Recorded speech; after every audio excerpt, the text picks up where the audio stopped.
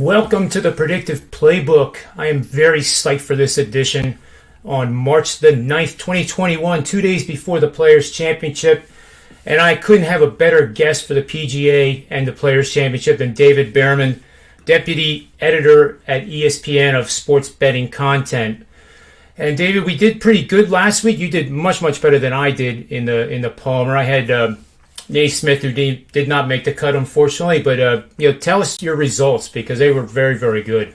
Golf is funny when it comes to handicapping. You have your style, you have your strategy, and then you either hit most of them or you strike out and miss them all because they're all going to follow the same pattern.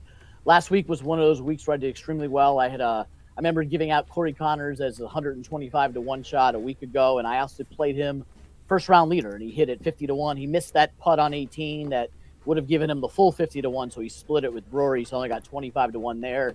Hit 3 out of the 5 tourney bets that I had, and then finished with 2 top 10s on Sunday with Will Zalatoris and Tommy Fleetwood, both finishing in the top 10, getting me a nice chunk of change there. So it was a great week, and it started off positive on Thursday with the 50 to 1 shot with the first round leader, kind of set me up for the week. And Sure. There were a couple other guys that faded off. I was big on Sanjay M and Victor Hovland, and they, Sanjay was there until the splashdown on 17, and Victor had a horrible weekend, which was confounding because he played so well Thursday, Friday. He was right there in the top 5, and then just blew up with a 77, 78 over the weekend. But he'll rebound from that, but very excited for this week. This is probably one of my favorite courses on tour to either see or play or watch an event on. It's being from down in Florida.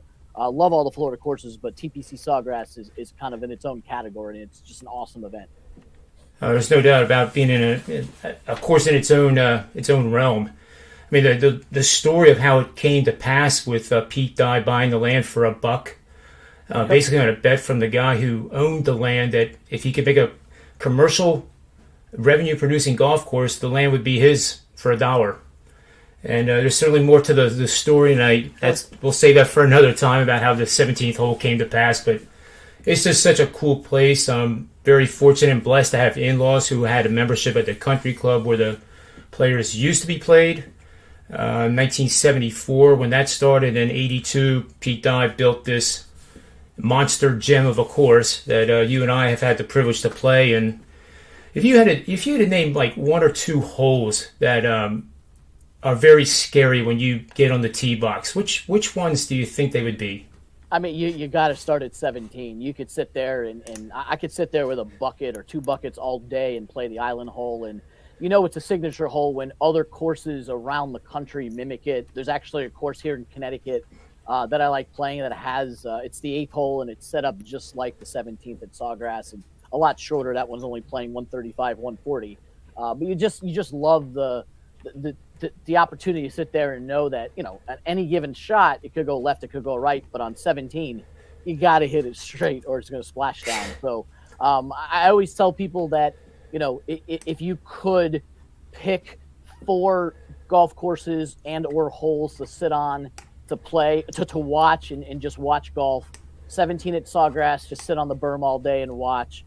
Sit anywhere at Pebble and watch. It's a gorgeous place. Obviously, anybody that can get to Augusta, sitting by the 11 and 12 area on Amen's Quarter to be able to watch the 11th green and the 12th tee off. And then, of course, anything at St. Andrews is just a blessing to watch. So those are the ones, and the fact that I put 17 on Sawgrass right up there with the best of them, where you could literally, grab your beverage of choice, grab your hamburgers there, and just watch people put it in the drink all day long, or, maybe bet your buddy next to you on who's going to make it and who's not. It's always a fun round. It's such a great crowd too, and that'll be limited, obviously this year. But before the pandemic, it was incredible, and very well behaved too. It wasn't just a crazy rowdy venue. Just really great experience. Now, I like this stat on 17. And you see on the graph, hole 17 yielded the most birdies of all the par 3s, but it also yielded the most double bogeys. So, I have to say, and I'm not bragging about this. I just happen to be lucky, and at the time I played 17 in the past, I've come very close to putting it in the water, but believe it or not, I haven't gone in the water yet, and I know there's going to be a day where I will. Sure. But I can't, when you stand on that tee, It's and nerve-wracking. you trying to pretend that you're playing for 2.1 million, and you think of that shot that Sergio hit that was almost magical, but then it ended up in the water. Yep. You realize how much pressure is on this 138-yard shot. Yeah, and you have a lot of that in the Florida courses. You know, if you watched last week at the Arnold Palmer, there may not be a tough finishing 17 or 18 than on tour than those two holes where people were going in the water on 17 and 18. I believe the stat was only 14% of the field hit the green in two on Sunday, which is just amazing for a PGA Tour event. Of course, you got Jack's course down in West Palm Beach at the Honda Classics at the Bear Trap, probably the hardest final four holes in any golf course, 15 through 18. And then obviously the 17 at TPC Sawgrass is where, you know, you could throw your entire tournament away in one shot. You absolutely could. And usually we've seen it happen. You know, we've seen it happen on Sundays. Absolutely. And we've also seen guys stick it, 2 feet from the pin. I mean, that's what makes this so incredibly fun. And 16 is, how many times do you see a par 5? It's 523. Yeah, it's not a reachable drive par 5 like Bryson proved last week, and at his Arnie event where he drove it twice. Well, he didn't actually land the green, but he drove it over the water. They're not going to be doing that on 16, which is why I think this course really, really needs ball strikers. And we talked about it last week, ball strikers, because, the rough is bad, the greens are bad, tough to get in, lots of sand traps at Arnie's event. So ball strikers were key, but you were able to have a Bryson that can just go out there and pound it 350 yards and score well. But at TPC Sawgrass, a lot of the greens are elevated. Water on every single hole comes into play on around 12 of the 18 holes, and you just can't miss. So you really need guys who can drive the ball to the green, no matter where their drive lands, and get it up there. Because if you miss the green, you're not birding the hole, and you're likely not getting a par when you miss the green at any of these holes. That is absolutely the truth. The course doesn't start out all that difficult. It gives you a good, to get the engine going. The number one is a kind of a straightaway par 4, no big deal. But you got to place the ball. You can't be playing out of the rough, and you can't be on the wrong level on some of these greens, as you know. The grain here is very, very tricky, and it's very strong. Which is why I'm going to look at the exact same metrics I looked at last week, which were shots gained tee to green, how you're playing from the tee all the way to the green, as well as proximity to the hole. Because, like you said, they're two-tiered. If you're on the wrong side, you're going to have 3 putts left and right.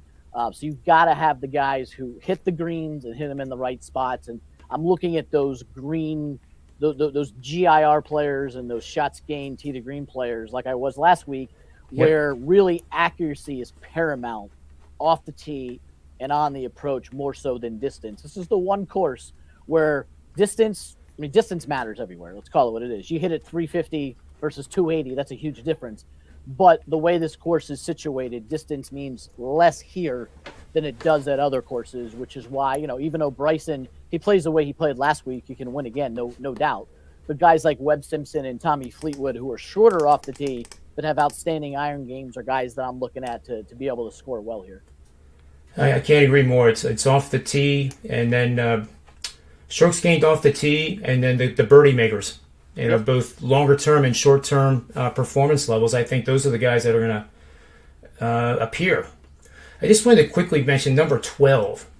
12, you'll remember, Dave, used to be a dog-leg left, had a lot of mounds in it. It was kind of a hole that was just kind of like, almost like it didn't fit in. Like it was a misfit compared to the ones you just played. And they made it into this dramatic par 4 that played at 284 yards last year and the year before in one of the rounds. And as you can see, it's high risk, high reward. Mm-hmm. And I think this hole, in terms of risk reward, pretty much ranks up there with 17. Mm-hmm. The one difference is that if you put it in the water over here, the drop area is 70 yards from the green. So any pro can attack this green and have a chance to still get par even if they put it in the water. But the slope of this green is from here to there. And, if you draw a ball onto that green, I promise you, it can roll right into the water. It could roll right past the pin and go right into the water. And it wouldn't have to be going very fast to have that happen. And then you can see if you spray it out here into the pines, you're dead. So it's an amazing adjustment. I think Pete Dye was 92 years old when they made these revisions, and I think it's a tremendous improvement. It's going to add a lot of drama to the Sunday round. It does, for sure. And I think this hole basically symbolizes what this course is about. There's a lot of holes where it's high risk, high reward. If you want to take that shot at putting it in a certain place or driving a green or putting it on one side or the other, if you can do it, you're going to score and you're going to win. If you don't, you're going to fall back and lose a lot of strokes to the field. And that's why there's no single, is it the driver, is it the approach, is it the putting? There's no single person with a certain trait that wins this. If you go back and look at all of the different people who have won here, it's a combination of those. That's why the shots gained tee to green is so important, because it capitalizes all three aspects of the game. And you don't necessarily have to be a knocked down, dragged out, awesome putter to win here. You got to get it on the green. You got to get in the right place. You got to minimize the damage. And the course has been scoreable before. If you're playing well, this is a course that, it's not going to be a -4 winner. It's going to probably be in double digits. You can score, especially if the weather is benign. And like most Florida courses, it comes down to the weather. When this course was moved from March to May, when the PGA Tour schedule changed about a half dozen years ago, it played a lot easier because the wind is a lot weaker in May than it is in March in Florida. When it pushed back to March, you saw the scores come down a little bit, a lot tougher to hit these greens, a lot tougher to stay out of trouble. But, looking at the weather report, which you always have to do with golf, it looks like it's going to be pretty good weather, 70s with not much wind, which means it's going to open up. And you wonder if the people who are setting the pins know that the weather's going to be good, so they're going to make it a little bit more difficult to score on. And there's plenty of places to stick those pins. Some of the greens are some of the biggest greens you'd ever see in your life. Mm-hmm. But that's what makes 17 the challenge, is the wind. Especially, I think you're right, 17 plays much harder in March than it does in May, because the trade winds come over the pines on 16 green, and then they kind of like swoop up over the water on 17 and also on 18. So that, the drive on 18 is crazy hard too, because you want to hit a draw, but you got this, it's not even like a lake. It's like looking at the ocean, trying to put the ball in the fairway. And, of course, everybody, myself included, it's you bail out to the right, and then the hole becomes a monster. But anyway, let's talk about some of the guys that you like here, David, and see if we can get some more winners for this weekend. Absolutely. And one of the guys I'm looking at, he was a great ball striker. I mentioned him a few minutes ago. Webb Simpson won here in 2018, sandwich around a couple of other T16s.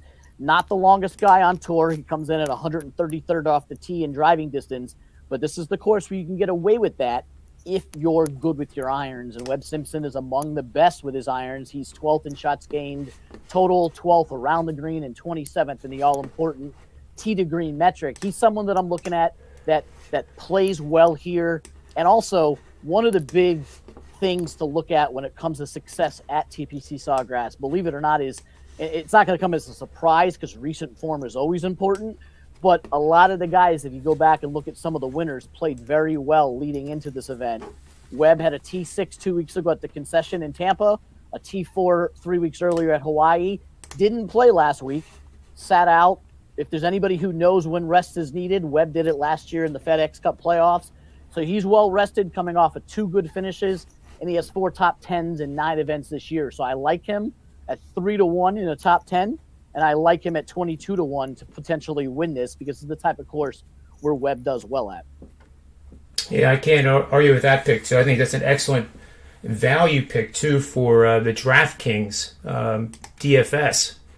And there's a couple of other guys that I'll throw in there. But before I get to, I want to give you one of my longer shot plays that you and I discussed off the air.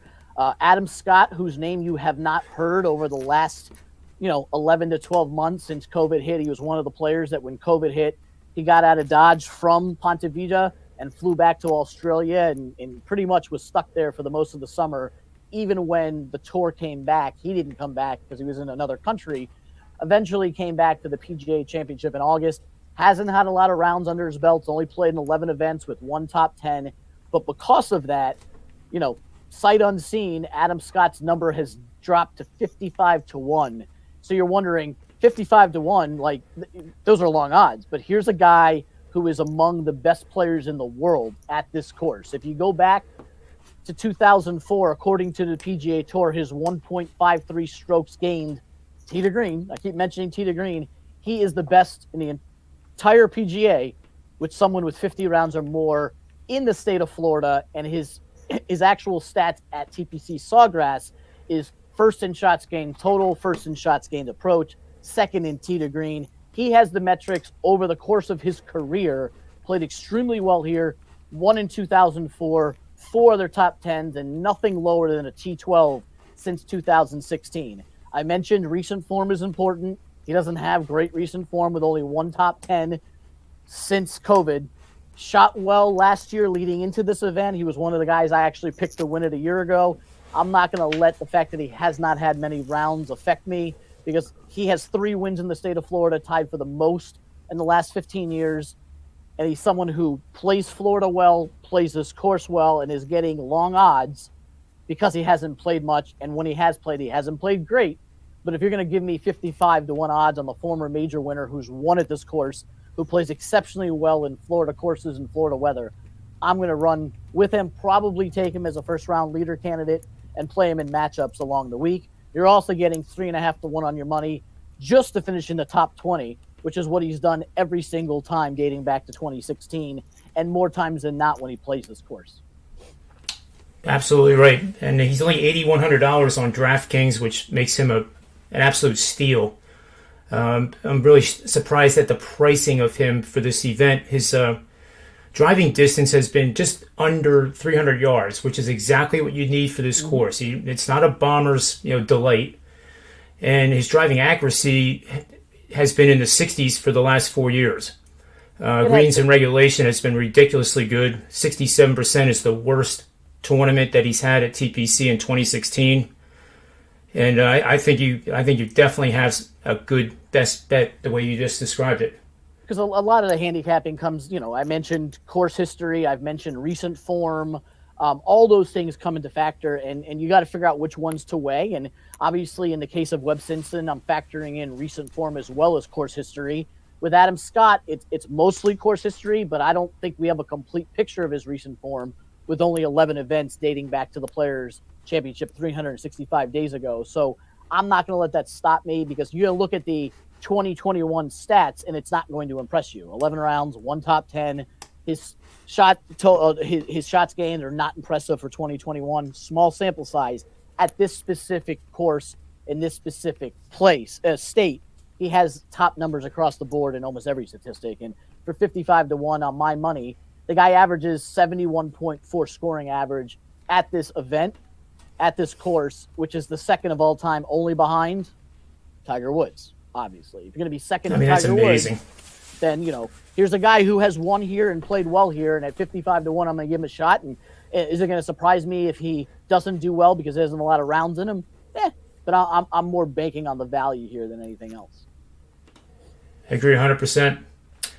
I know there was a guy we talked about last week from the European area, Tommy Fleetwood, and he did play, I think, better than maybe both of you and I expected, but I think he's on your radar this week too. Yeah.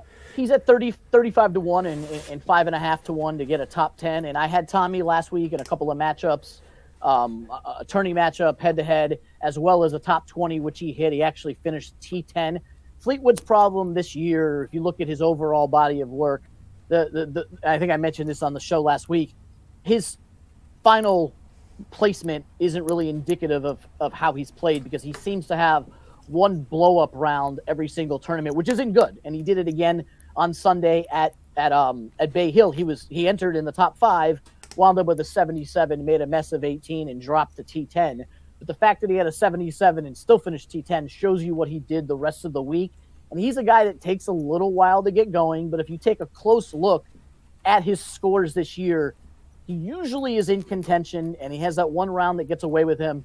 Another guy who plays exceptionally well in the state of Florida, 6 top 10s and 10 starts playing in Florida, 7th in shots gained total and tee to green. He's finished 5th and 7th the last 2 appearances here. He is someone that has been playing better of late, and if he can avoid that one bad round, I think he's a perfect candidate to be live on Sunday. And you want to have those runners on Sunday, and hopefully he avoids that bad round. You can cash a top 10 or 35 to 1 shot. Yeah, for what it's worth, I'm playing him to win officially, and also he's going to be in probably just about every single one of my 7 teams that I put out for the majors. And I consider this major. Absolutely. Another guy that I thought was a pretty good value here, possibly, is, and this is kind of a mystery, Ricky Fowler. The guy has not qualified for the Masters, which I just learned about like a day ago, and it blew my mind. And I didn't realize, like, how, I know he was off and he wasn't playing all that well, but he did have some tournaments where he showed some encouragement, some positive signs. But now I think of him at TPC in that 2015, where, if I remember correctly, he played the last 5 holes 6 under, which has never been done. And I don't think it'll ever be done again. I stood where he drove that ball on 18, and it was like literally 3 yards from the water, but it was around 350, and he just basically hit a rope hook. And I'll just never forget that. But what do you think about him as a possible play here, or just leave him alone? The great thing about doing live podcasts is we're not always going to agree, and this is a case where I'm all first team fade Fowler. I've made it a hashtag, and I hope he's not listening, but I have been fading him and picking against him because any guy who goes through a swing change, he's going through a swing change with new equipment, it becomes just as much mental as it is anything else. You and I both know, having played, and anybody listening knows, you try tinkering with things, and he's going through a complete fix here. Results aren't always positive until you can get that fix in. And the last couple of weeks, he's been awful. And he played well enough to make the cut, and then the rest of the weekend was awful and finished almost dead last. Until he's in the camp, John, of until you prove it, I'm not playing you. And until Ricky, and you might be right, maybe he comes out there and knocks his course out. He's played here well before. Maybe he fixes things. TPC Sawgrass is not going to be the course I'm going to select for me to figure out my golf game. That's going to be done elsewhere. Well, that's true. And what I've seen out of Ricky the last 4 or 5 events with the new swing and equipment isn't anything promising. You saw Rory go through it a couple of years ago. Tiger's gone through it before. I think Spieth has gone through it to a degree, although he looks to be turning things around. Until Ricky starts doing what Spieth is currently doing and getting top 10s, I'm not only am I staying away from him, but I'm going to pick against him as much as I can. I've already cashed 3 times this year on Ricky Fowler, do not make cut, and I've cashed on the no, and play him against matchups. Now, you're going to get good odds because Ricky is Ricky, but I'm staying away and fading him until he actually shows me something. Hey, that's smart. A lot of times on the shows we talk about catching a falling knife, like the streak that the Sacramento Kings had or the Utah Jazz, where they just couldn't lose. But, I mean, that is a great point. You should wait till a player like that or a team that's in disarray bottoms out and shows a reason why you should back them and believe that the market is undervalued at that point. But, yeah, I think I agree. Now you've changed my mind a little bit. I think I was more sentimental because I want to see him like.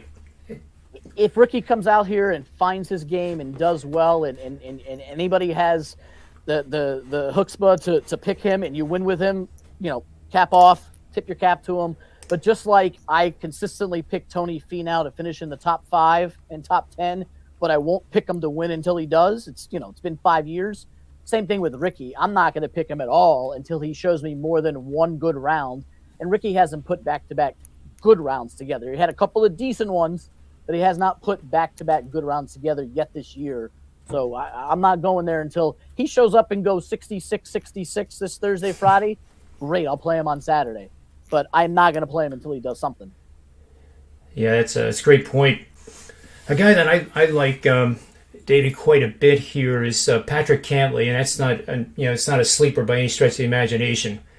But it's almost like I think he's kind of due. Like, this is a name that you just would expect to be in top of the leaderboard. I think you're getting pretty good value for him, even though he would be considered a favorite at 22-1, plus 400 to top 5, and then plus 225 to be in the top 10. I like to win outright and the top 10 line. And when you get out to top 20, I think you lose the value of playing him. But his course history here, the adjusted round score I'm looking at here, course birdie score is very, very good. Course green and regulation score is actually 85.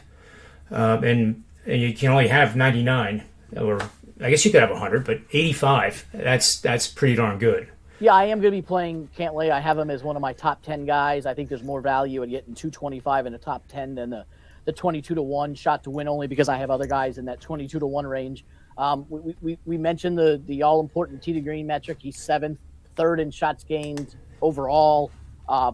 People forget he shot a 65 last year in the first round before it was wiped out the next day. So played well last year. My only hesitation on Patrick, and this is just because I try to stay away from picking guys to win who have had recent issues, and it's not wasn't a hand or a foot or knee. He pulled out a few weeks ago with stomach and dehydration issues, which he was sick. In today's day and age, that obviously is a factor. And assuming he's healthy, he's definitely among the favorites to win this event. I just don't know what I'm not there to find out how he sleeps at night and how his health is, but I do think a top 10 is. That's what he does. 4 top 10s in 9 events this year.